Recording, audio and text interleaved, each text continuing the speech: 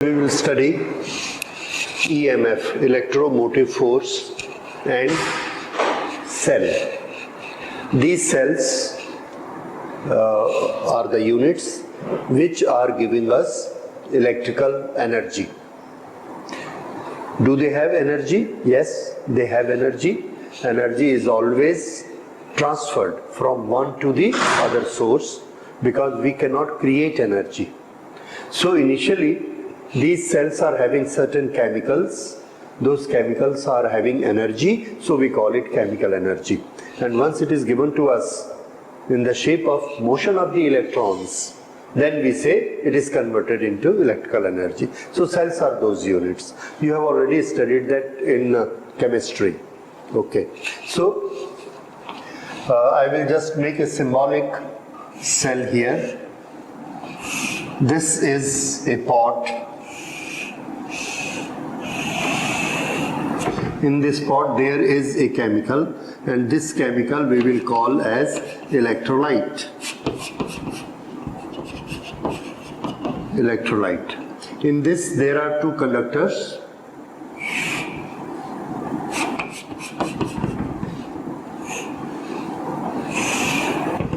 Okay. These are conductors, mostly metals. We can also use carbon for this. One of them, very common, these are known as electrodes.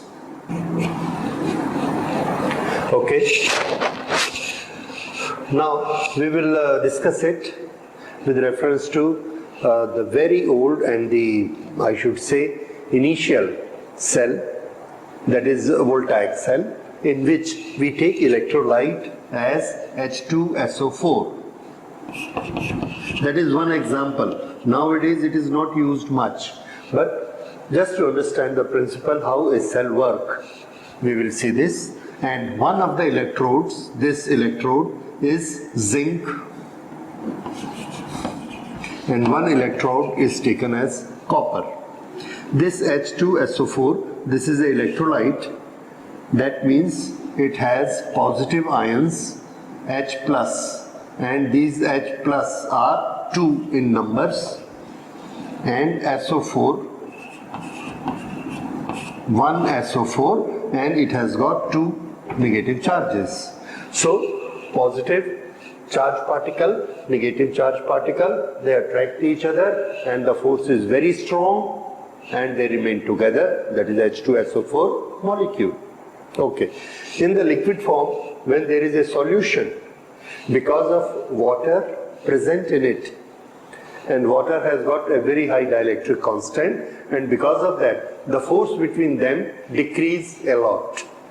So ions are there, 2H ion, SO4 ions are there, but the force between them is very small. इनके बीच में बहुत कम force होता है. अच्छा, तो उसके बाद हमने यहाँ पर जिंक लगाया और यहाँ पर कॉपर लगाया. ये दोनों इलेक्ट्रोड कहलाते हैं. जैसे ही हम इसमें जिंक इंसर्ट करते हैं, एक एक्शन होता है और उसको हम सम अप ऐसे करेंगे कि जिंक इसमें डालेंगे तो जिंक में एक पॉजिटिव पोटेंशियल आ जाएगा. सॉरी, जिंक में एक नेगेटिव पोटेंशियल डेवलप होगा. इसका क्या मतलब होता है कि जिंक में नेगेटिव पोटेंशियल डेवलप होगा? देखिए, SO4 और H इन्होंने मिलाकर H2SO4 बनाया है, जो हमारे नेचर का एक मॉलिक्यूल है. हमारे नेचर में एक और मॉलिक्यूल बनता है और वो मॉलिक्यूल है ZnSO4. उसमें कौन कंबाइन होता है? Zn plus SO4. SO4 के पास 2 नेगेटिव चार्जेस हैं और जिंक के पास 2 पॉजिटिव होने चाहिए. तो ये दोनों अभी किस स्टेट में हैं? 2 स्टेट की मैं बात करूंगा. One is atom, one is ion. तो ये जो जिंक है अभी एटम है या आयन है? तो आंसर है ये आयन है. ओके. यहां पर जो हमने जिंक डाला है, that zinc is metal, Zn. इसका नेट चार्ज 0 होता है एंड दिस इज मेटल. अगर हम इसमें से 2 इलेक्ट्रॉन को निकाल दें, 2 इलेक्ट्रॉन अगर हम इसमें से निकालेंगे तो ये किस में कन्वर्ट हो जाएगा? Zn++. और ये 2 इलेक्ट्रॉन इसमें से निकाल दिए। तो जिंक में से अगर 2 इलेक्ट्रॉन निकल जाए तो ये Zn++ बन जाता है, राइट। अगर हमको ZnSO4 का मॉलिक्यूल बनाना है तो हमको Zn नहीं चाहिए, हमको Zn++ चाहिए। इसका मतलब इस जिंक में से 2 इलेक्ट्रॉन निकल जाएंगे तभी हम जिंक सल्फेट बना सकते हैं, राइट। अब इसके अंदर H2SO4 के ये आयंस हैं। हमारे नेचर में ये भी अवेलेबल है, ये भी अवेलेबल है, दोनों चीजें होती, दोनों कंपाउंड होते हैं। अब इन कंपाउंड की एक पोटेंशियल एनर्जी होती है, क्योंकि चार्ज पार्टिकल है और चार्ज पार्टिकल आपस में मिलके पोटेंशियल एनर्जी बनाते हैं। किसी के भी इलेक्ट्रॉन हम निकालना चाहें तो उसका आयोनाइजेशन होता है और उससे हम एक टर्म बनाते हैं आयोनाइजेशन एनर्जी, आयन बनने की एनर्जी, और अगर हम उस आयन को न्यूट्रलाइज करेंगे तो उसकी energy, okay, that is ionization energy. ये सब केमिस्ट्री के टॉपिक, अभी हम डिटेल में उस टॉपिक को नहीं करेंगे, we are simply discussing the principle. तो देखिए SO4 यहां पर है, SO4, और यहां पर H के आयन है, H के आयन है, और अगर यहां पर जिंक के आयन आ जाएं, जिंक, तो SO4 के पास चॉइस होती है, ये H2SO4 भी बन सकता है और जिंक SO4 भी बन सकता है। अगर हम SO4 को ये चॉइस देते हैं कि दोनों आयन हैं और इन दोनों में से एक आयन के साथ आपको कंबाइन होना है, तो नेचर में SO4 किसके साथ कंबाइन होगा, उसके लिए हमारा रूल क्या है, जिसके साथ कंबाइन होने से कम एनर्जी लगती है, कम energy, less energy, SO4 will combine with that. जिस सिस्टम की एनर्जी कम होगी, तो हमने ये देखा कि जिंक सल्फेट, इसकी एनर्जी कम होती है और H2SO4 की एनर्जी ज्यादा होती है। अगर ऐसा होता है तो सल्फेट क्या बनाना पसंद करेगा, जिंक सल्फेट, ओके। इसी को हम डिफरेंट लैंग्वेजेस में एक्सप्लेन करते हैं, आयोनाइजेशन एनर्जी से एक्सप्लेन करते हैं, पोटेंशियल से एक्सप्लेन करते हैं। We say that zinc develop a negative potential, zinc SO4 के साथ कंबाइन होना चाहता है। We also call it that zinc has more affinity compare to hydrogen. To combine with SO4 के साथ कंबाइन होने के लिए जिंक की एफिनिटी ज्यादा होती है, हाइड्रोजन की कम होती है, ओके। तो एनर्जी जिंक सल्फेट में टोटल एनर्जी कम होती है, H2SO4 में ज्यादा होती है। तो नेचर में अगर चॉइस मिलेगी SO4 को तो वो किसके साथ रहेगा, जिंक के साथ। लेकिन एक छोटा सा प्रॉब्लम है, प्रॉब्लम ये है कि इसके अंदर जिंक प्लस प्लस अवेलेबल नहीं है, यहां पर Zn अवेलेबल है। तो Zn ये कोशिश करता है कि वो Zn++ बन जाए, और Zn जब Zn++ बनना चाहता है तो उसके पास तरीका क्या है, तो आंसर है उसके पास तरीका है कि वो 2 इलेक्ट्रॉन को निकाल दे, 2 इलेक्ट्रॉन को निकाल दे और खुद क्या कन्वर्ट हो जाए, Zn++। तो Zn++ में वो ताकत आ जाती है कि SO4 के साथ वो अटैच हो सकता है। Zn के पास चार्ज नहीं है, ये SO4 के साथ अटैच नहीं हो सकता। फिर से देखिए केमिकल रिएक्शन, हम नेचर में क्या देखते हैं, zinc sulphate is more stable. क्यों स्टेबल, क्योंकि उसकी एनर्जी कम होती है। लेकिन जिंक सल्फेट बनाने के लिए हमें क्या चाहिए, तो आंसर है हमें जिंक का आयन चाहिए, Zn++ चाहिए। इसलिए ये जो Zn है ये Zn++ बनने की कोशिश करता है, और Zn++ बनने का तरीका क्या है, मेथड इज कि उसको 2 इलेक्ट्रॉन इजेक्ट कर देने, आउट कर देने। तो वो फोर्स लगाता है, एनर्जी देता है इन इलेक्ट्रॉन्स को दैट यू गो आउट। कितनी एनर्जी देता है, कहां से एनर्जी देता है, okay, now you see that source of energy.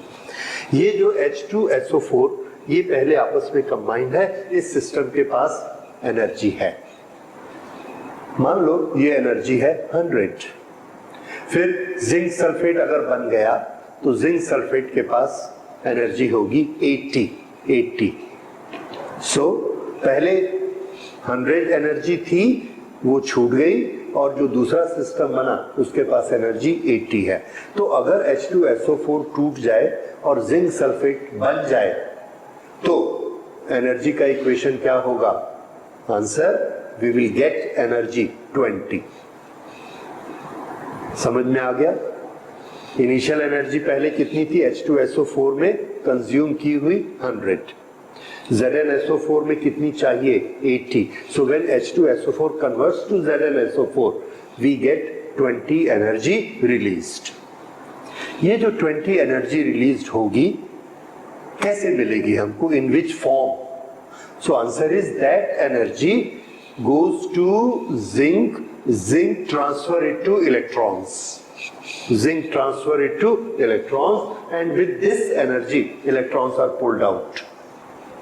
So that energy is carried by electron into their kinetic energy and they move in the circuit if we provide them a circuit. अगर हम उनको circuit देते हैं तो ये electron उस circuit में move करेंगे। तब हम क्या कहेंगे कि इलेक्ट्रॉन में मोशन हो रहा है, तो ये इलेक्ट्रिकल एनर्जी है, दैट इज इलेक्ट्रिकल एनर्जी। लेकिन निकली कहां से थी? When hydrogen sulfate converted to zinc sulfate, उसकी जो excess energy थी, that energy is converted here, and that energy was chemical energy because that was due to a chemical reaction between hydrogen sulfate and zinc sulfate. So this is how chemical energy is converted into electrical energy. So this is the very fundamental source of energy. कि electrical energy आखिर कहां से आती है? तो zinc ऐसा बनना चाहता है, इसको जिंक को अगर Zn++ बनना है, then what is the compulsory condition? Is these two electrons must go out. जब तक ये जिंक की बॉडी से निकल कर नहीं जाएंगे तब तक ये Zn++ नहीं बनेगा। हमारे ऐसे लिखने से नहीं होगा, इसको जाना है आउट। तो ये जिंक जब इस सल्फेट में है तो यहां पर इसके साथ इसको अटैच होना है, तो इलेक्ट्रॉन्स को इसने निकाल देना है। तो ये कोशिश करता है सब इलेक्ट्रॉन को इससे दूर करने की, निकालने की। तो हम क्या देखते हैं कि इसके पास निगेटिव पोटेंशियल आ जाता है। क्यों? इलेक्ट्रॉन को इसने बाहर करना है, तो ये सब इलेक्ट्रॉन इसकी एनर्जी लेके तैयार है बाहर जाने के लिए। That is what is developing negative potential. तो ये Zn जो है जिंक, ये नेगेटिव पोटेंशियल डेवलप करता है कंपेयर टू H2SO4। अब यहां पर हमने इलेक्ट्रॉन को बाहर निकालने के लिए एक इसको रास्ता दे दिया, दैट इज दिस। ये अगर इलेक्ट्रॉन को ये हमने रास्ता दिया तो इलेक्ट्रॉन ऐसा चल के यहां पर आता है। जैसे ही इलेक्ट्रॉन इसके बाहर गया, जिंक इसके क्या बन गया? Zn++, और वो तुरंत SO4 के साथ कंबाइन हो गया। ये इलेक्ट्रॉन निकलने से जिंक प्लस कंबाइंड हो गया। अब ये इलेक्ट्रॉन यहां से निकल के यहां जाता है। क्यों? क्योंकि हमने देखा कि जब हम कॉपर को सल्फेट में डालेंगे तो उसमें एक पॉजिटिव पोटेंशियल डेवलप हो जाता है। इसमें कौन था? H। SO4 किसके साथ कंबाइंड हो गया? जिंक के साथ। तो ये क्या बचा? Positive charge. ये जो पॉजिटिव चार्ज बचता है, this is H+। Because of this H+, a positive charge is developed on this electrode, copper. तो कॉपर के पॉजिटिव चार्ज का, कॉपर के पॉजिटिव पोटेंशियल का सोर्स कौन है? आंसर है hydrogen. This hydrogen. So this hydrogen is here and it develops a positive potential because of this hydrogen that is in contact with the copper. Okay, जब इसके पास positive potential आ गया, positive charge आ गया, तो ये electron को attract करेगा and it is because of this attraction that this electron try to move in this path. तो ये इलेक्ट्रॉन उधर क्यों जाता है? क्योंकि उस कॉपर में जो पॉजिटिव चार्ज आया है, पॉजिटिव पोटेंशियल आया बिकॉज ऑफ हाइड्रोजन, वो इलेक्ट्रॉन को अपनी तरफ खींचता है। ये ऐसे, तो ये इलेक्ट्रॉन उस तरफ मूव करने लगते हैं। मूव करने के लिए एनर्जी चाहिए and that we have discuss कि वो एनर्जी कौन सी है जो H2SO4 को जिंक में कन्वर्शन में रिलीज हुई है। So with that energy it moves here. जब ये यहां पर इलेक्ट्रॉन आ गया, ये माइनस माइनस माइनस, तो यहां पर आकर ये इस H को न्यूट्रलाइज करेगा। H, ये जो दो इलेक्ट्रॉन हैं इसके Zn++ 2 इलेक्ट्रॉन्स, ये दो इलेक्ट्रॉन इसको न्यूट्रलाइज करेंगे और ये क्या बन जाएगी? H गैस, H2, और ये बनेगा मॉलिक्यूल H2 का। Now this is A gas molecule. तो जैसे ही इलेक्ट्रॉन इधर आएंगे, इस H को न्यूट्रलाइज करेंगे, this will convert into H2 molecule and this H2 gas will go from here, ये एटमॉस्फेयर में चली जाएगी।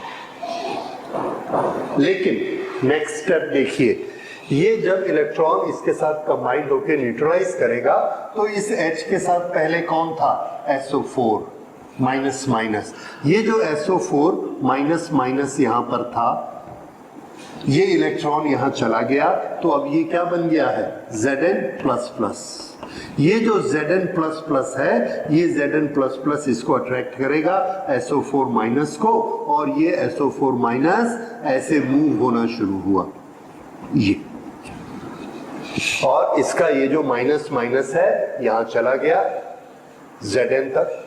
अब SO4 के 2 माइनस, Zn के 2 plus, and that becomes a molecule of ZnSO4, that is zero charge, net charge। इस तरह से अब ये इस तरह से मूवमेंट हुआ इसमें। फिर इस मूवमेंट को मैं फिर से आपको पूरा दिखाता हूं।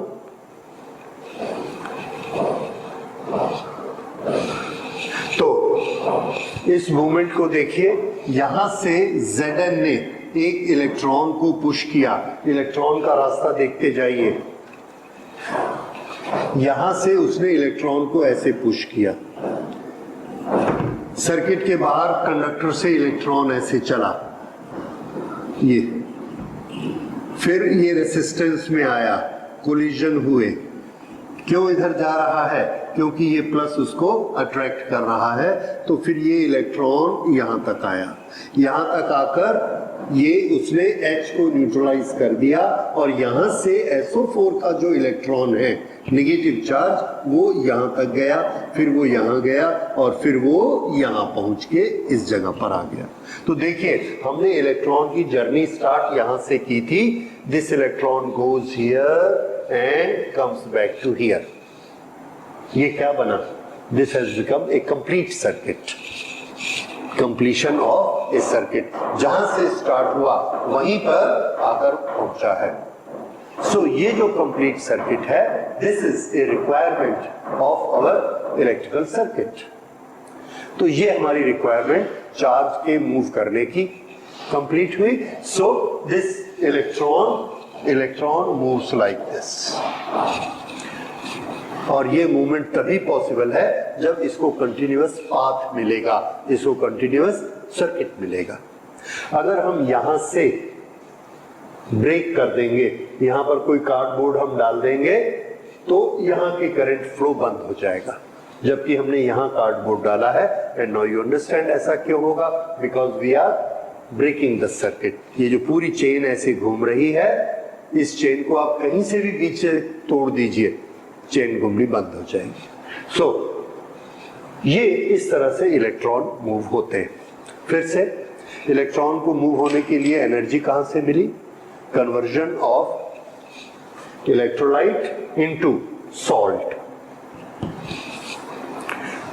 इलेक्ट्रोलाइट में एनर्जी ज्यादा होती है, सॉल्ट में एनर्जी कम होती है। The difference of energy we get, जैसे ही हम इन दोनों को इसमें डालते हैं, फिजिक्स की लैंग्वेज में इसके पास नेगेटिव पोटेंशियल डेवलप होता है, इसके पास पॉजिटिव पोटेंशियल डेवलप हो जाता है। नेगेटिव पोटेंशियल क्यों डेवलप होता है, उसका केमिस्ट्री में हमको हमारे पास रीजन है, that is because of affinity. इसकी एफिनिटी ज्यादा है। फिजिक्स की लैंग्वेज में इसको कम एनर्जी की रिक्वायरमेंट है, इसको ज्यादा एनर्जी की रिक्वायरमेंट है।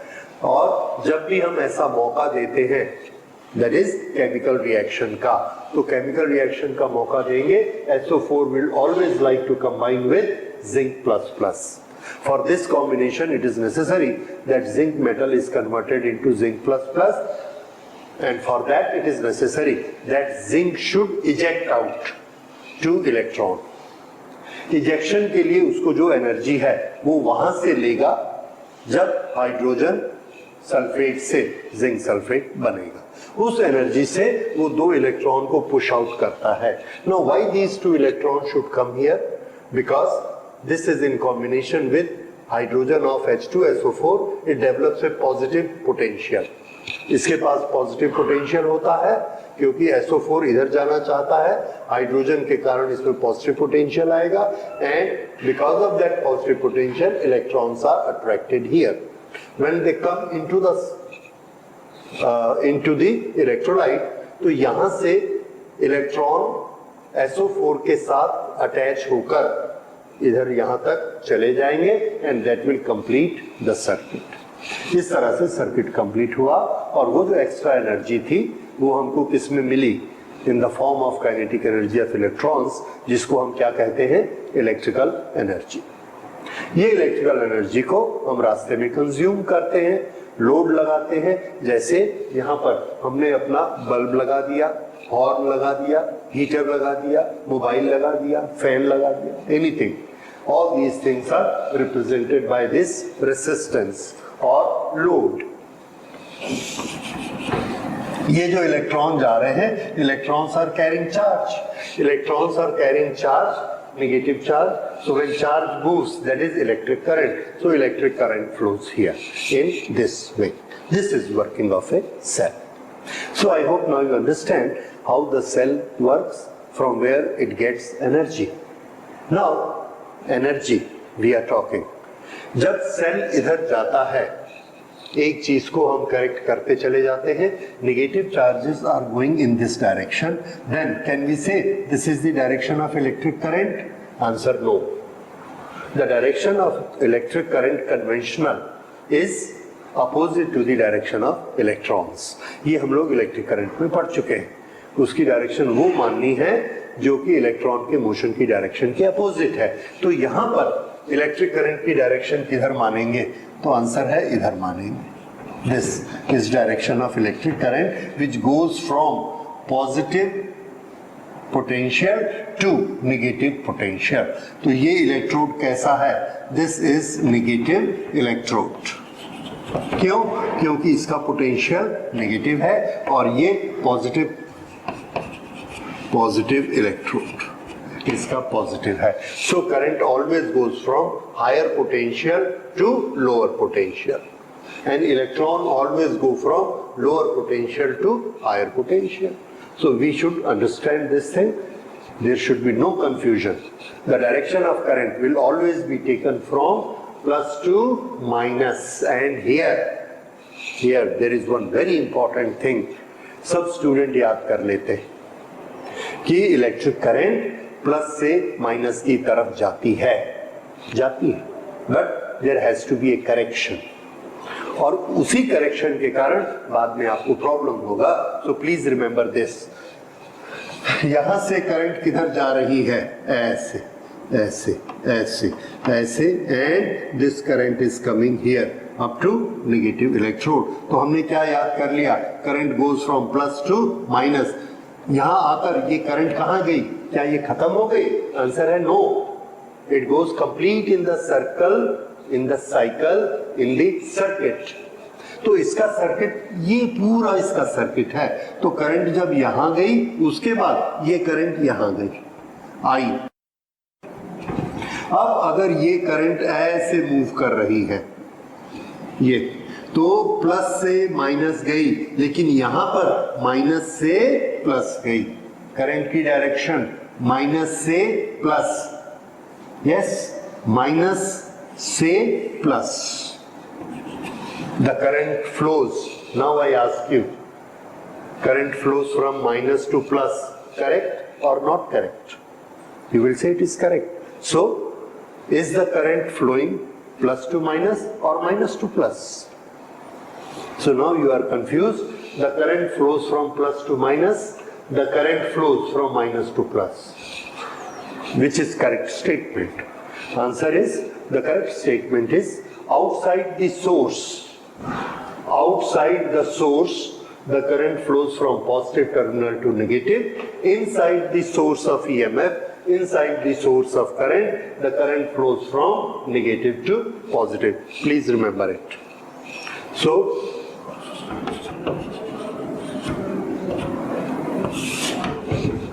this is a very important rule. You must remember. Next जो भी चैप्टर आएंगे, electromagnetic induction, there we will need it again. आपको याद रखना है कि जो सोर्स इलेक्ट्रिसिटी को पैदा करता है, बनाता है, कन्वर्ट करता है फ्रॉम एनी अदर सोर्स, उसके अंदर करंट की डायरेक्शन क्या होती है? अंदर नेगेटिव से पॉजिटिव, बाहर पॉजिटिव से नेगेटिव। ओके, चूंकि हमने पूरी बाहर की ही दुनिया देखी है, हम सेल के अंदर नहीं देखते, हम पावर हाउस के जनरेटर के अंदर नहीं देखते। अगर अंदर देखेंगे तो करंट की डायरेक्शन किधर मिलेगी? Minus to plus. और हम उसके बाहर की दुनिया में हैं तो यहां हमको करंट की डायरेक्शन किधर मिलती है? Plus to minus. ये उसी तरह से है जिस तरह से हम पानी को पंप करते हैं। तो जब हम पानी को पंप करते हैं, पानी ऐसे ऊपर आता है और ऊपर आकर यहां से गिरता है, ये वाटर यहां नल पर लाकर हमने छोड़ा और यहां से पानी निकलकर ये नीचे टैंक में गया। तो हमने क्या बोला कि वाटर की डायरेक्शन कैसी होती है? From higher location to lower location. यहां लाकर पानी को छोड़ दिया, लेकिन पानी हायर टू लोअर जाता है। लेकिन याद रखिए, जो इसके अंदर जा रहा है वो भी तो पानी है। वो पानी किधर जा रहा है? Lower level to higher level. तो एक नेचर का नियम है, water electrical charges they always go from higher potential to lower potential at the condition of rest. But if we give them energy, यहां मोटर लगा के हम एनर्जी देते हैं, पंप लगा के, if we give them energy then we can send it back from lower energy to higher energy level. तो हम प्लस से माइनस नेचर के साथ आएगा और माइनस से प्लस हम एनर्जी देके ले जाएंगे। अगर हम इसको इससे जोड़ देते हैं तो प्लस से माइनस करंट फ्लो होती है, because it is default current. Nature में चार्जेस ऐसे मूव करते हैं, पॉजिटिव टू माइनस यहां तक आ गया। लेकिन ये वाली जो करंट है, ये नेचर फ्लो, इसको ये कहना चाहिए, ये बाय डिफॉल्ट नहीं होती है। इसके लिए एनर्जी देनी पड़ती है, और वो एनर्जी हमने अभी भी पढ़ा कहां से आएगी? Yes, H2SO4 converts into ZnSO4। उसकी जो एनर्जी बची थी, दैट एनर्जी चार्जेस को, पॉजिटिव चार्जेस को यहां ले जाती है। तब वो पॉजिटिव चार्ज फिर से एनर्जाइज होके ऐसे चलते हैं। दोनों डायरेक्शन में कंफ्यूज मत होइए। When I say electron goes here and when I say positive charge goes here, it is one and the same thing. तो पहले हमने इलेक्ट्रॉन को लेके समझा था, अभी पॉजिटिव चार्ज को लेके समझा है। तो पॉजिटिव चार्ज का साइकिल ऐसा है, इलेक्ट्रॉन का साइकिल ऐसा है, but meaning is same. Energy is required where? Inside. यहां पर एनर्जी के कारण ये उल्टा चला, माइनस टू प्लस, और बाहर में उसी एनर्जी को यूज करके वो यहां से यहां तक चला। तो एक इलेक्ट्रॉन को या एक चार्ज को केमिकल रिएक्शन से एनर्जी मिलती है और उस एनर्जी से वो पूरा सर्किट ऐसा मूव करके आता है. Now the energy given by this chemical to the charge, इस एनर्जी के कारण ही इलेक्ट्रॉन को फोर्स मिलेगा और उस फोर्स के कारण वो मूव करेगा. सो electron moving force is given by this energy.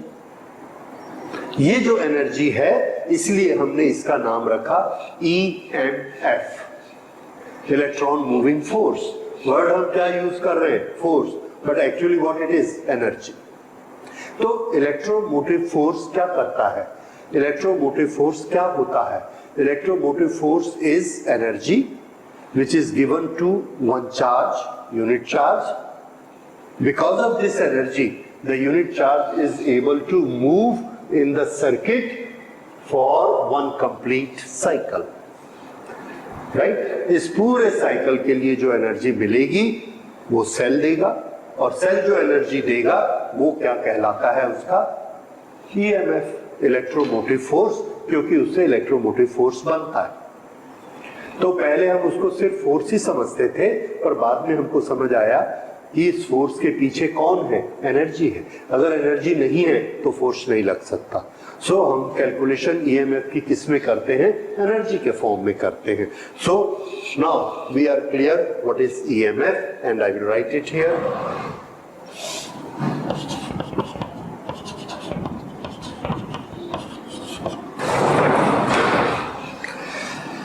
EMF of a cell is energy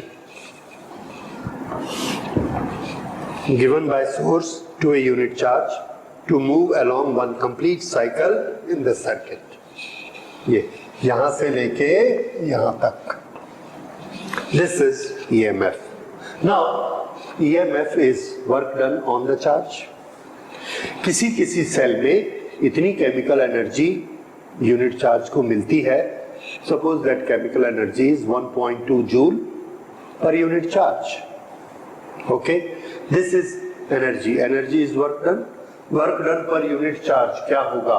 Work done per unit charge is W upon Q. तो W upon Q electrical circuits में this is known to us. W upon Q क्या होता है? Voltage, volt. तो EMF basically, EMF की unit क्या होगी?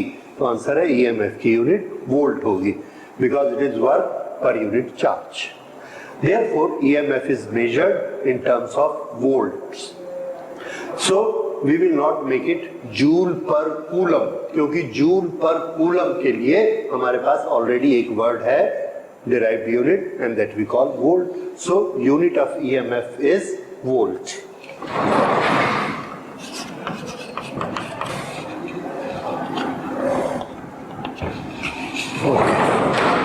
तो ये EMF होता है. ये EMF एनर्जी किसकी प्रॉपर्टी है? तो आंसर है ये एक सोर्स की प्रॉपर्टी है. EMF स्केलर है या वेक्टर है?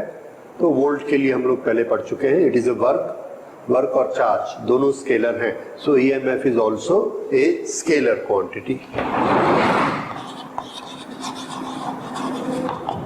और जो डायमेंशंस वोल्ट के हैं वही डायमेंशंस EMF के हैं, क्योंकि EMF बेसिकली नापते ही किस में है? वोल्ट में नापेंगे. तो it is one and the same thing. But EMF को कभी भी यूज करना है, it has to be used in the reference of source of energy. Cell के लिए ही आप हमेशा यूज करेंगे EMF को. दो पॉइंट के बीच, सर्किट के किसी भी दो पॉइंट के बीच EMF नहीं होता है. EMF हमेशा कहां होता है? सेल के दो टर्मिनल, सेल के रेफरेंस में हमेशा EMF बोलते हैं. Okay, so that is EMF. अब हम इसमें एक और टर्म देखते हैं. ये EMF के बारे में हो गया. Volt, energy. अब इसमें हम फिर से एक टर्म देखते हैं. ये सेल है और इस सेल के दो टर्मिनल हैं, एक पॉजिटिव टर्मिनल और एक नेगेटिव टर्मिनल. ये पॉजिटिव टर्मिनल और नेगेटिव टर्मिनल, इनको कनेक्ट करके हमने एक सर्किट को कंप्लीट किया और यहां पर लोड लगाया। इस लोड के पास कुछ रेजिस्टेंस आर होगा और जब हम इस सर्किट को कंप्लीट करते हैं, सब कीज को करके कंटिन्यू कर देते हैं, तो यहां से करंट फ्लो स्टार्ट हो जाती है फ्रॉम पॉजिटिव टू नेगेटिव। और यहां पर इधर जाना है या इधर जाना है? राइट, इधर जाना है। The current goes from minus to plus inside this cell. This is current I. This is current I. This is current I. This is current I. Here it is I. In this direction. अगर current इस direction में flow हो रही है, क्यों? Because this is higher potential and this is lower potential. अब हमने जो ohms law जो कैलकुलेशन की है, what is the potential difference between these two points? The potential difference here V is equal to I into R. इस point को देखिए, ये इस टर्मिनल से कनेक्टेड है और इस पॉइंट को देखिए, ये इस टर्मिनल से कनेक्टेड है। So this potential difference I into R is potential difference between these two terminals from this point to this point. तो ये जो पोटेंशियल डिफरेंस है यहां से लेके यहां तक का, इसको हम क्या कहेंगे? Terminal potential difference.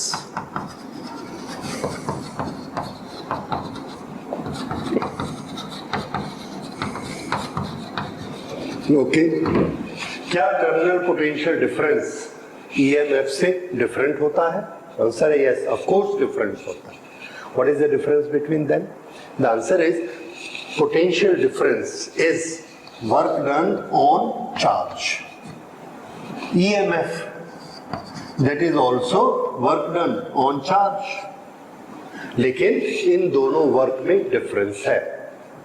ये जो टर्मिनल पोटेंशियल डिफरेंस का वर्क है, ये यहां से चार्ज चलना स्टार्ट होगा और हम वर्क की काउंटिंग स्टार्ट करेंगे। यहां से हमने काउंटिंग स्टार्ट की, दिस इज 1 2 3 4 10 और ये टर्मिनल आ गया। तो यहां से यहां तक गए, हमने कितना वर्क कर लिया? 10 joule and whatever is the value of Q.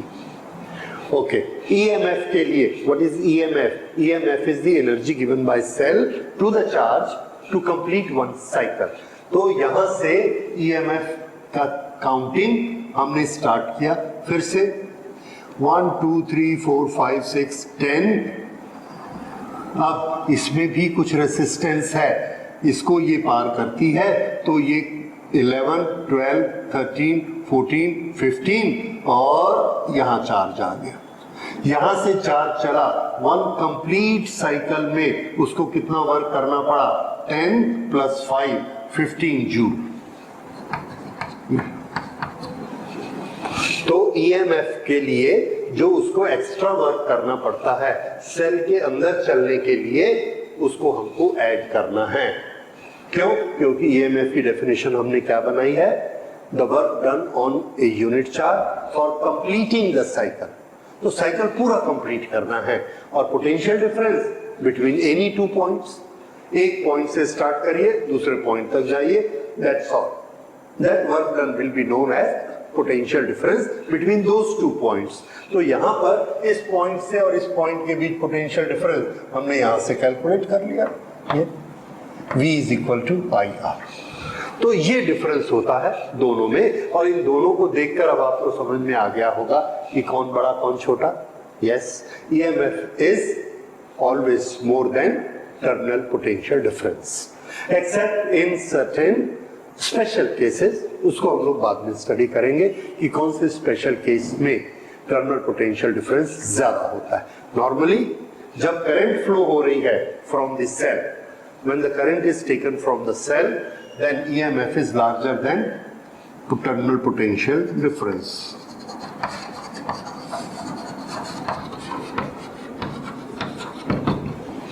Okay, EMF is larger than potential difference.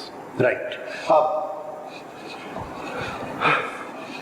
potential difference और EMF, इन दोनों में एक और डिफरेंस हुआ। EMF is always related to source, while potential difference we can use between any 2 points of the circuit.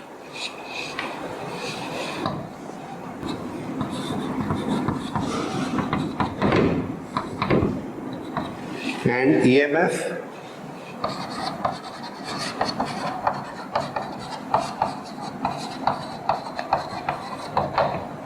only for source. Okay. Now, what is the relation between electromotive force and potential difference? Is there any relation? The answer is yes, there is a relation. But before we study that relation, we have to see one more characteristic of this system. इस system में एक चीज और है, वो क्या चीज है? जब यहां से आयन ऐसे मूव करते हैं, SO4 आयन इधर जा रहे हैं, और we can say the current is going in this direction. Then this liquid which is electrolyte, इसके अंदर भी कोलिजन होते हैं, और कोलिजन हमेशा क्या क्रिएट करता है? रेसिस्टेंस. तो इस लिक्विड में भी रेसिस्टेंस होता है. The resistance of this electrolyte between these two terminals is given a name, and this we will call as internal resistance.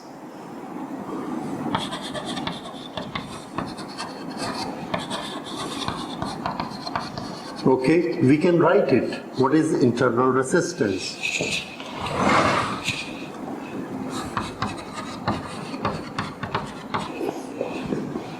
Okay, इस इंटरनल रेसिस्टेंस का सिंबल क्या होगा? तो इंटरनल रेसिस्टेंस का सिंबल है सिंबल स्मॉल आर.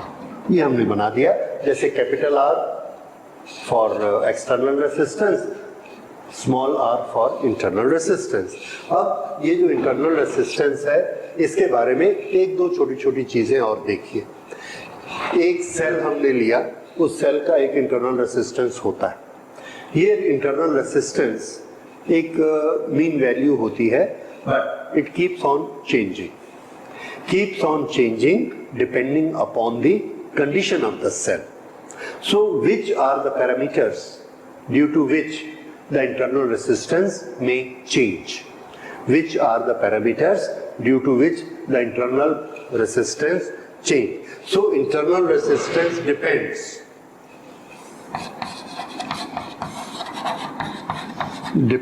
on, देखिए हमको मालूम है कि रेसिस्टेंस ये ऐसा, ये एक फॉर्मूला आपको पता है, रेसिस्टिविटी लेंथ ए. जितनी लेंथ ज्यादा होगी पाथ की, उतना रेसिस्टेंस ज्यादा होगा. इन दोनों के बीच जितना ज्यादा डिस्टेंस होगा, उतना इसका इंटरनल रेसिस्टेंस ज्यादा होगा. Increase with distance.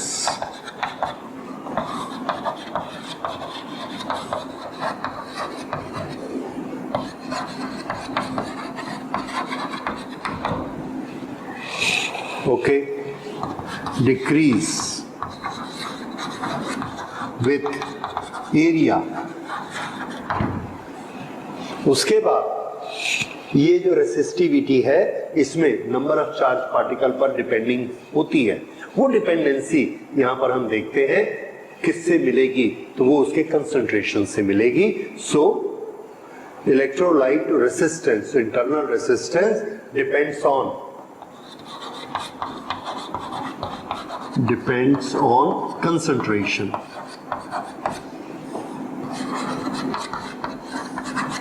And temperature. अगर कंसंट्रेशन इंक्रीज हुआ, the charge particles will increase, there will be more charge particles and there will be more current. तो वो करंट बनेगा. अगर करंट बढ़ गया तो इंटरनल रेसिस्टेंस कम हो गया. ये एक चीज है. दूसरा, जब टेम्परेचर इंक्रीज होगा तो रेसिस्टेंस का इलेक्ट्रोलाइट्स का क्या होता है? We have already studied. Because of temperature increase it will become thin. Because it will become thin, the charge particles will move very easily. So we will say resistance decrease. So with increase of temperature, the internal resistance decrease. Remember it. Temperature से क्या effect होगा? Decrease temperature. So with temperature it will decrease. I will write it here. With temperature or decrease.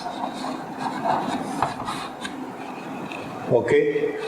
So this is internal resistance. Sometimes in our circuits, if the internal resistance is very small compared to external resistance, we neglect it in our calculations. But if internal resistance is quite high compared to external resistance, then we calculate it. So you will get the numerical of both the types. But if internal resistance is neither given nor any mention about it, then it is neglected. At that time, don't try to pose a problem or don't try to search how much is the internal resistance of this cell, should I put it in the calculation. Okay, so if it has to be put into the calculation, the writer or the question maker will definitely make a note of it. Okay, so this is, we have studied so far what is EMF. We will write EMF like this because this E we have reserved for electric field. So EMF, potential difference between 2 points, internal resistance, and of course external resistance. So these are certain characteristics of the parts in a circuit which is having a cell. How cell work? What is the job of the cell? That all we have done now. Now, the next thing we are going to study is what is the relation between E, V, R and current flowing in this circuit, I, with relation to R. So what is the relation between all this? This we are going to study, and that makes the important calculating part in case of cells. And after that we will do when we need higher voltage than the cell. हमको कितना voltage देता है इसको कौन decide करता है? तो answer है इसका डिसीजन इलेक्ट्रोलाइट, इलेक्ट्रोड 1, इलेक्ट्रोड 2. ये जो इलेक्ट्रोड है, this develops a positive potential with reference to electrolyte V plus. This develops a negative potential with reference to electrolyte V minus. If we add both these potentials, we get the EMF of this cell. जितना ये एक electrolyte से zinc का potential नीचे है, copper का potential इससे ऊपर है, तो इन दोनों के बीच का डिफरेंस ही क्या है? This potential difference is EMF. तो हम जो पेंसिल टॉर्च लेते हैं उसका पोटेंशियल, उसका EMF कितना होता है? 1.5 वोल्ट. उस 1.5 वोल्ट का क्या मीनिंग है? इन दोनों के बीच का पोटेंशियल डिफरेंस और EMF.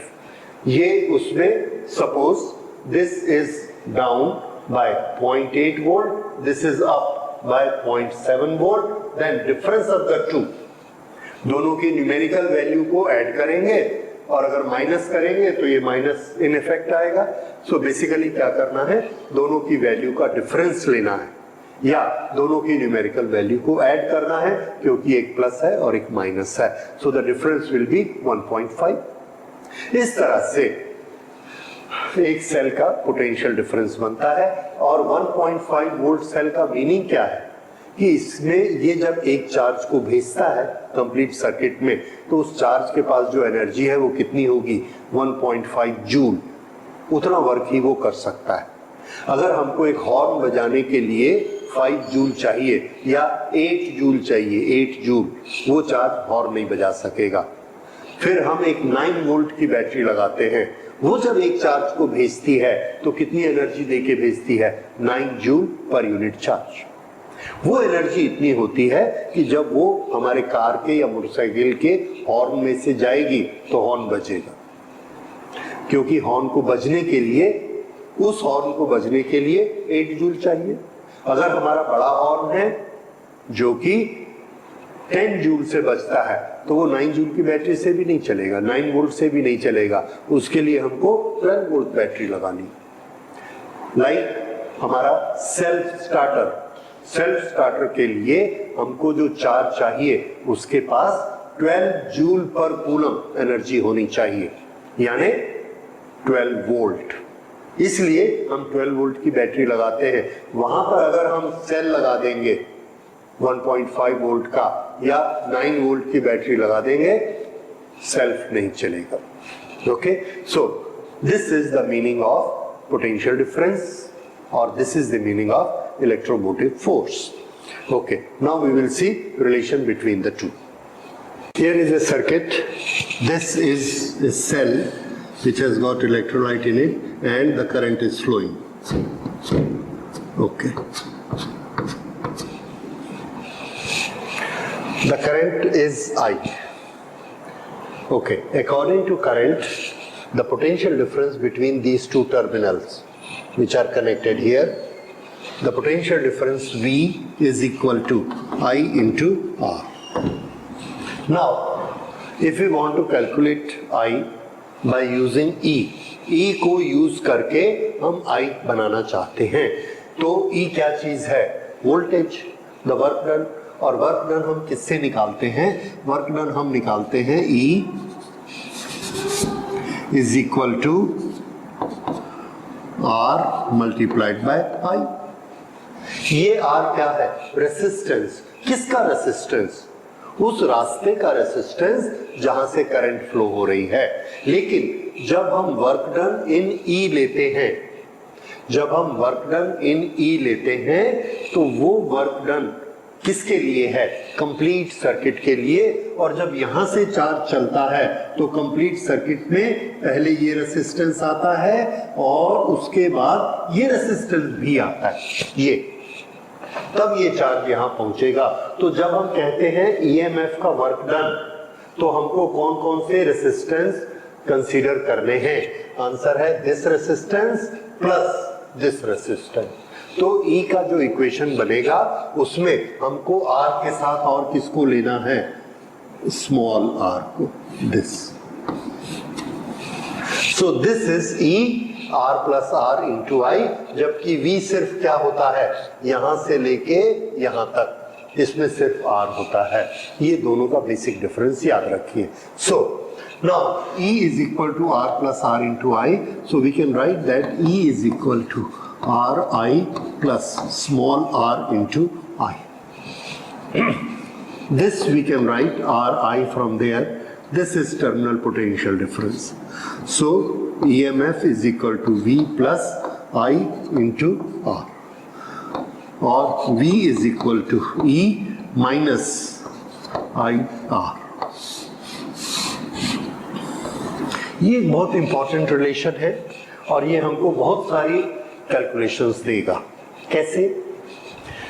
हम जब किसी भी सोर्स को देखेंगे, जैसे हमारे घर में एक प्लग लगा है, तो प्लग के दोनों टर्मिनल में जाके हमने पोटेंशियल डिफरेंस नापा, एक मीटर लगाया, पोटेंशियल डिफरेंस नापा, उसने हमको बताया 200 volt. Okay, this 200 volt, what is this? Is it terminal potential difference और इज इट ईएमएफ? तो देखिए, मैंने यहां पर मीटर लगाया और इसकी वोल्टेज देखी, ये जो यहां पर वोल्टेज आएगी वो मुझे क्या दिखाएगी? V। क्यों? क्योंकि मैं जनरेटर के बाहर हूं और 2 पॉइंट को देख रहा हूं। इसी तरह से जब मैं बैटरी लेकर आता हूं और उस बैटरी से अपना कार का कनेक्शन जोड़ता हूं, उसमें उसके बाद मैं इन दोनों के बीच का पोटेंशियल डिफरेंस देखता हूं। If it shows me 9 volt, तो वो 9 वोल्ट में क्या देख रहा हूं? ईएमएफ या voltage? Answer that is voltage. EMF तो एनर्जी होती है पूरे की, जिसमें अंदर का वर्क डन भी है, वो हम लोग बाहर से मेजर नहीं कर सकते, अंदर के वर्क डन को बाहर मेजर नहीं कर सकते। इसलिए हम हमेशा क्या मेजर करते हैं? हम हमेशा पोटेंशियल डिफरेंस मेजर करते हैं।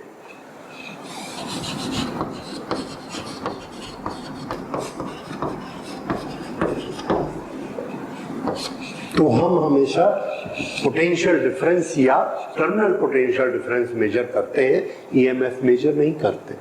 लेकिन थ्योरेटिकली हमें ईएमएफ और टर्मिनल पोटेंशियल का रिलेशन मालूम है। अब हमने क्या किया, एक सेल हम लेकर आए और सेल के जो दो टर्मिनल निकले हुए हैं, इन दोनों के बीच में हमने पोटेंशियल डिफरेंस को नाप लिया। इसके ये जो दो टर्मिनल हैं, इनके बीच में हमने पोटेंशियल डिफरेंस को नापा और इस तरीके से नापा, इस मेथड से नापा कि करंट फ्लो मत हो, करंट फ्लो नहीं हो, यानी हम करंट को क्या कर रहे हैं, जीरो। अगर हमने करंट को जीरो किया और फिर V को नापा तो क्या होगा, हमारा ये इक्वेशन क्या स्टैंड करेगा,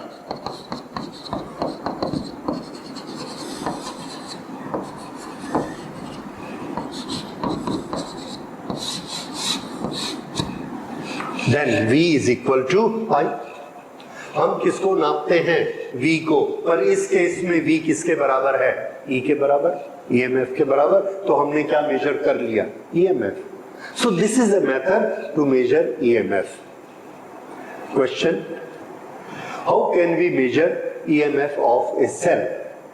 Answer: make the current in the cell as zero, measure potential difference, that is the EMF of the cell।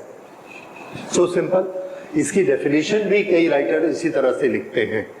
EMF of a cell is the potential difference between the terminal when current in the cell is zero। We will write that also।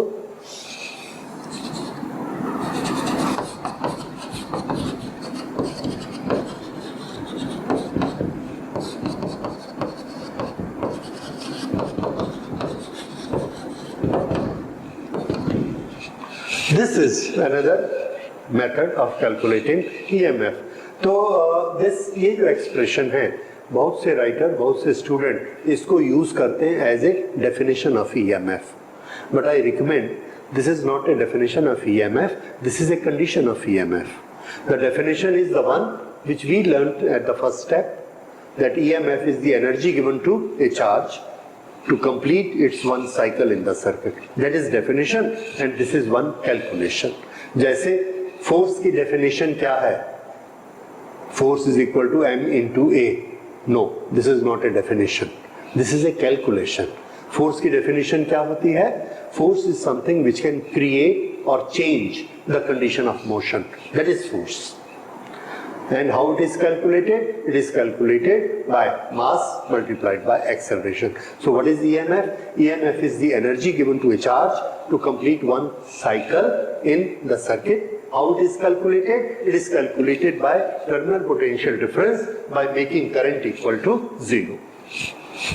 So this is how it is done। Now we get this relation। इस relation से हमको क्या पता लगता है कि E में से आप कुछ माइनस करेंगे तो V मिलेगा, यानी V छोटा है और E हमेशा बड़ा होता है। और ये कब हो रहा है, जब करंट ऐसे फ्लो हो रही है एक्सटर्नल सर्किट में प्लस से माइनस की तरफ, तभी ये होता है। अगर करंट को हम उल्टा कर देंगे तो ये क्या हो जाएगा, प्लस। अगर ये प्लस हो गया तो E छोटा हो जाएगा। क्या ऐसा कभी होता है? आंसर है यस। जब हम बैटरी को चार्ज करते हैं उस समय हम बाहर से सोर्स ऑफ एनर्जी इलेक्ट्रिसिटी को लेते और करंट किस में फ्लो कराते, सेल के अंदर। उस समय सेल का अंदर सोर्स ऑफ एनर्जी नहीं है, सोर्स ऑफ एनर्जी हमारे घर की इलेक्ट्रिसिटी है और इसके अंदर करंट फ्लो हो रही है। तो करंट की डायरेक्शन कैसी हो गई, रिवर्स। तो during charging the direction of current is reversed. उसको यहां एक नोट लिख लेते हैं, छोटा सा नोट।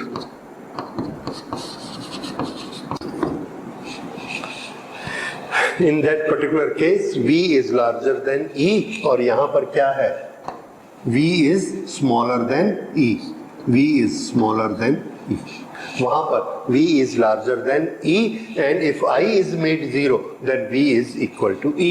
तो ये तीन कंडीशन हो गई and it makes a valid question. In which particular case the terminal potential difference is higher than EMF, lower than EMF and equal to EMF. ये three conditions you can always remember. Okay, now certain more conditions. That is V is equal to I into R. This we very much know. Okay. Can we find out R, internal resistance of this cell? Normally हम internal resistance of this cell measure नहीं कर पाते. That is a difficult proposition. But here we can do it. उसके लिए हम एक छोटा सा relation निकालते हैं here. What is equivalent of R? तो R का equivalent यहाँ देखिए, तो यहाँ से start करते हैं.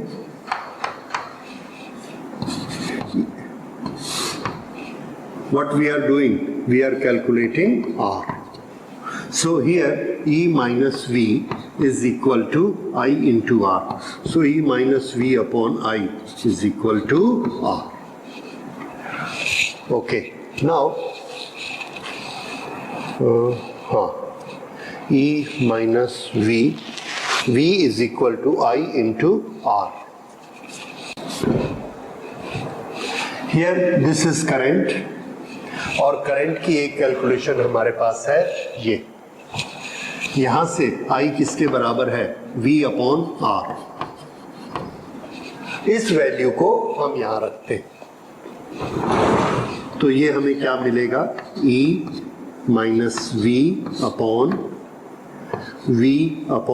R is equal to R.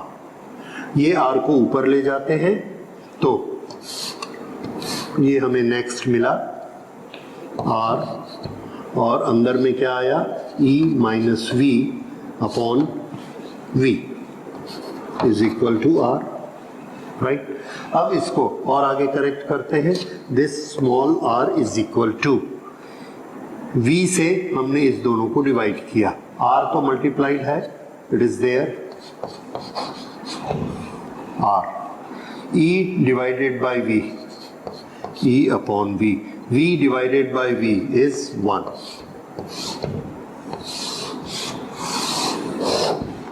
So internal resistance के लिए हमें कौन कौन सी क्वांटिटी चाहिए? EMF of this cell, terminal potential of this cell and external resistance when the current is flowing. With all these quantities we can find out internal resistance. ये हमने सिर्फ रिलेशन निकाला है. प्रैक्टिकली इसको कैसे करना है that we will study when we are doing measurements of the electrical quantities. This is the electrical quantity. We will do the measurement by using a potentiometer.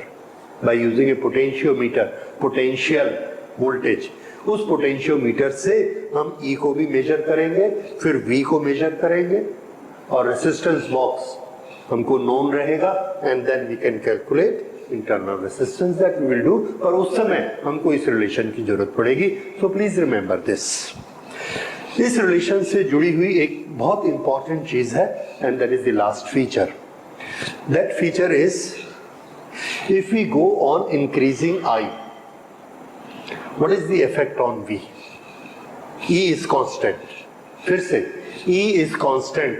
हमारे घर में जो EMF आ रहा है पावर हाउस से, that EMF is 230 volt. Right.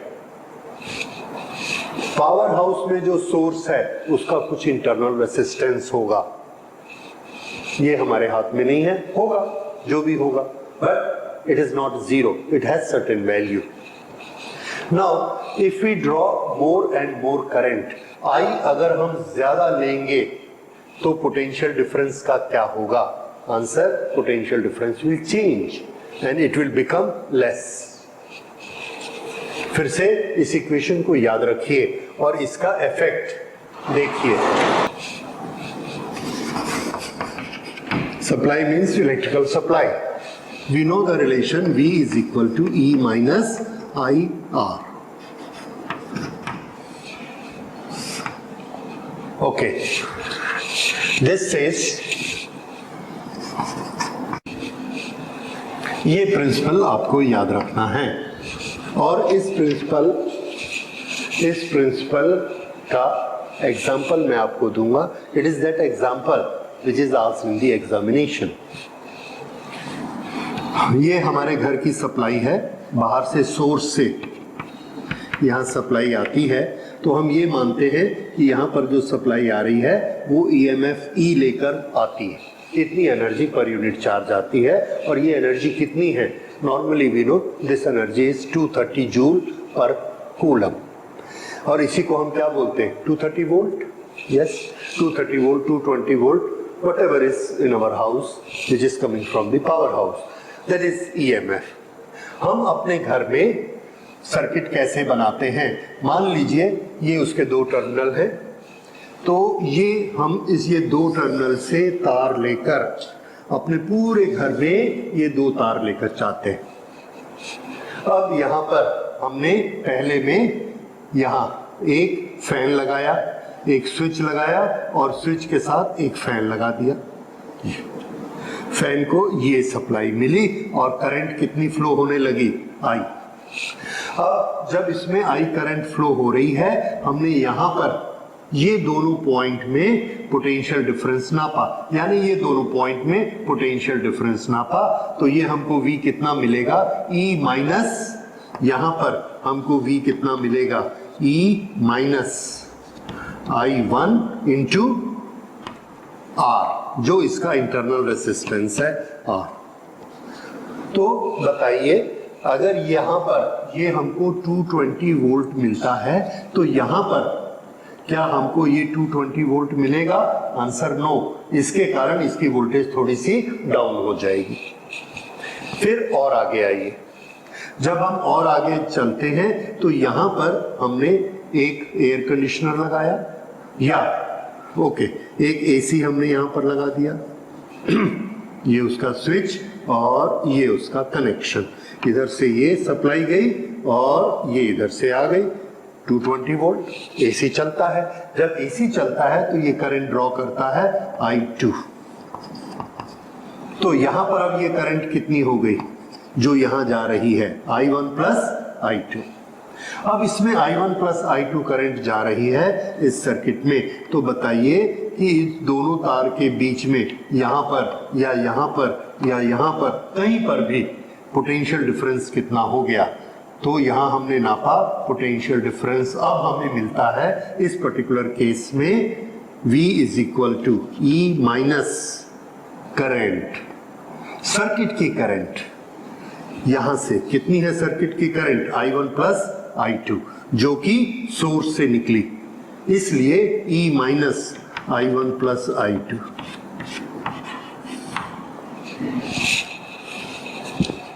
Minus का portion और बड़ा हो गया, तो ये V हमको कैसे मिलने लगी? और डाउन होके. तो यहाँ पर जो ये 220 था, यहाँ पर हमको कितना मिल रहा था?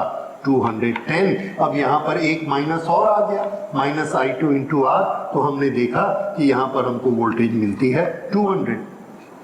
फिर हम आगे गए और यहाँ पर हमारा किचन है और किचन में हमने एक हीटर लगाया.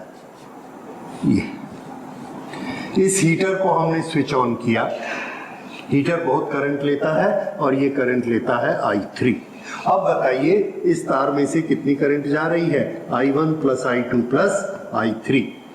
अब जैसे हम इसको स्विच ऑन करते हैं, इन दोनों तार के बीच में पोटेंशियल डिफरेंस कैलकुलेट करिए. How much will be that? Yes, now you understand. It is I1 plus I2 plus I3 into R. अब आप देख रहे हैं माइनस का पोर्शन इतना बड़ा. Sorry, this R I should correct. This is internal resistance, not external. R.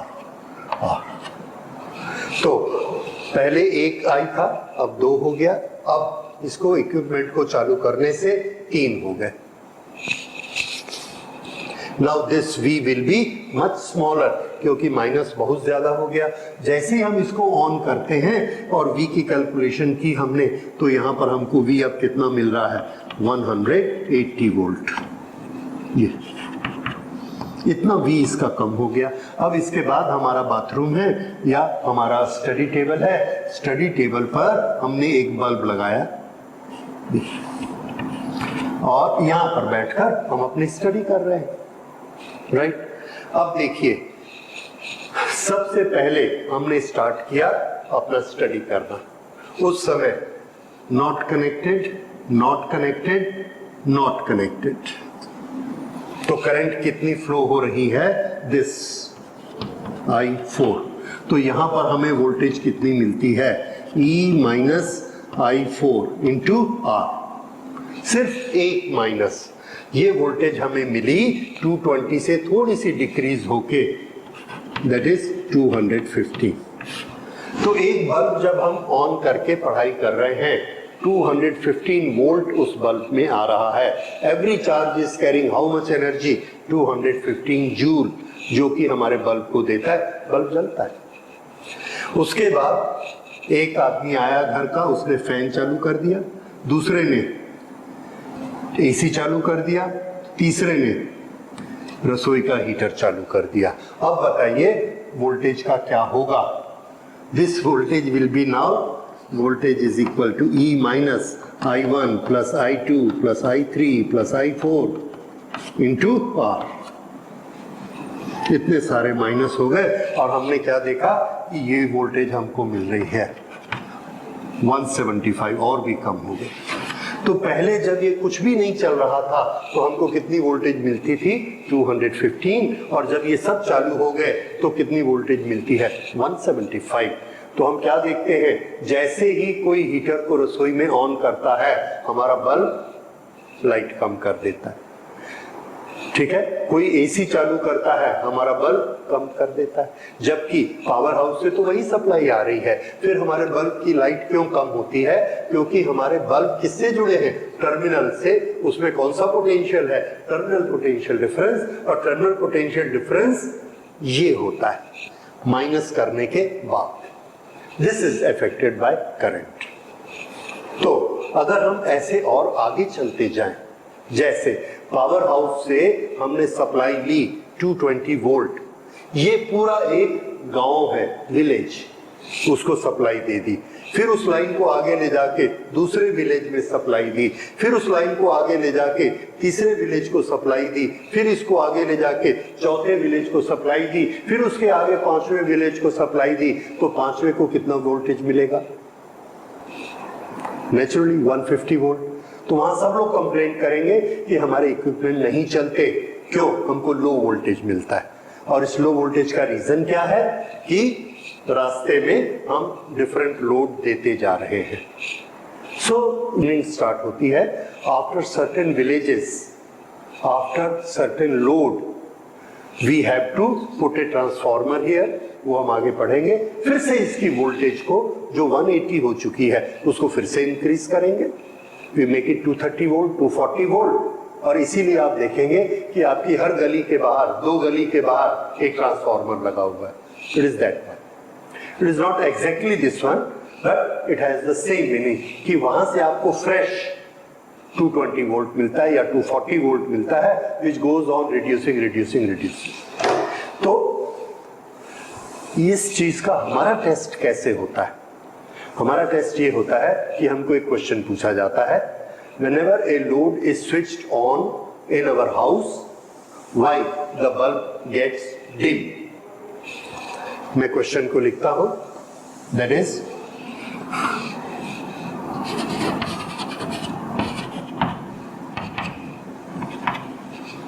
इसका answer अब आप खुद लिख सकते हैं।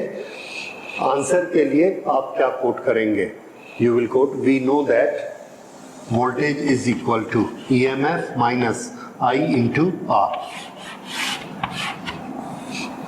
When there is no load then I is less, therefore voltage is good enough. When the load is switched on, the value of current increase and the terminal potential difference all over the house decreases, and therefore the bulb gets dim. And quote this, that will be your answer. And now you understand कि एक कमरे में जब हम AC चलाते हैं तो दूसरे कमरे का बल्ब क्यों डिम हो जाता है? क्यों? क्योंकि बेसिकली हमारी इलेक्ट्रिकल लाइन तो एक ही है जो पूरे घर में जाती है।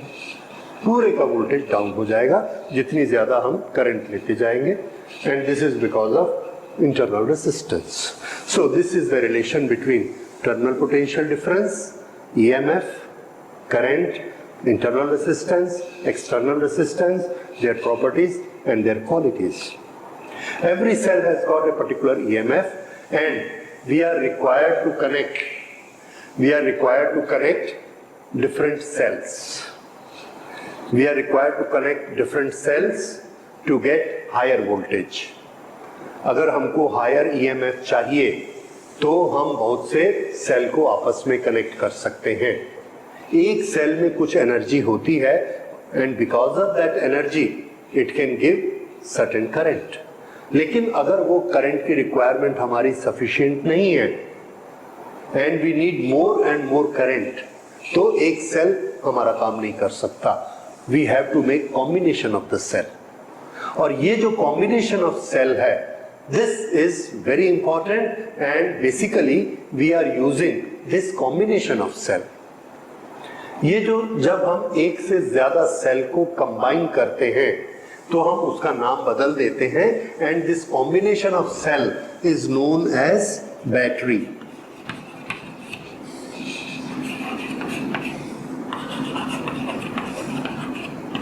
सो many cells combine together make a battery.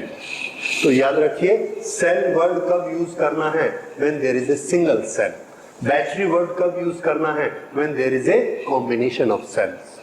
जो आप बाजार से एक पेंसिल लेके आते हैं, पेंसिल सेल, वो एक सिंगल सेल है और वो आपको 1.5 वोल्ट देता है, और जो ये आप चपटी वाली लेके आते हैं उसको आप बैटरी कहते हैं, 9 वोल्ट। कोई भी दो टर्मिनल के बीच में 9 वोल्ट नहीं होता है। We make a combination of many cells. अब कॉम्बिनेशन हमने पढ़ा हुआ है अभी तक, दो तरह के हो सकते हैं, series combination and parallel combination. किसी कॉम्बिनेशन में हम वोल्टेज को इंक्रीज कर सकते हैं और किसी कॉम्बिनेशन में करंट को इंक्रीज कर सकते हैं, जैसी हमारी रिक्वायरमेंट हो। कॉम्बिनेशन में सेल लेते हैं तो उसका रेसिस्टेंस भी इंक्रीज हो जाता है, internal resistance, and that affect current also. So combining cells is a little complicated, and you must know when to combine cells and in what form the cell should be combined. So combination of cells we will study in the next class.